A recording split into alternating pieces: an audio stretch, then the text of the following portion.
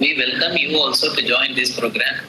I have already told you that 8 batches of our programs are on in Andhra Pradesh, and in case if a few more institutions are coming forward, we will be happy to sign up agreement with them.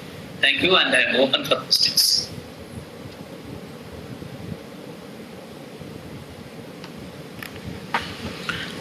Thank you, sir, for your valuable inputs, especially in BBA Logistics. And yes. So you have enlightened us the so many issues regarding the logistics. So in our government degree colleges, already Government Degree College Rajahmundry, so they have proved and tested and validated the course importance and the placeability and all. So we'll follow the footprints of the Rajahmundry Government Degree Colleges. We are going to establish and start BBA Logistics.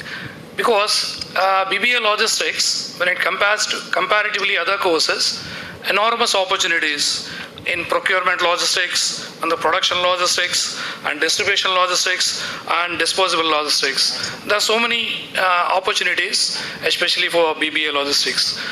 So comparatively, a traditional BCom and BCom computers and BBA. So now the order of the day is BBA Logistics.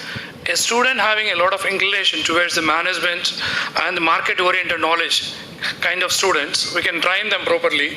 Definitely, we can place such kind of students. So you are coined one new important term, especially data analytics for logistics. So such kind of new things, if we can able to inculcate in the curriculum, definitely the course will having more valid and present competitive environment. Thank you so much, sir, for your valued inputs. Now, any one of the participants can interact if you're having any questions and queries. Professor Ganeshan, sir, will answer the queries. Who's that? Mike. Sir. Sorry, come on.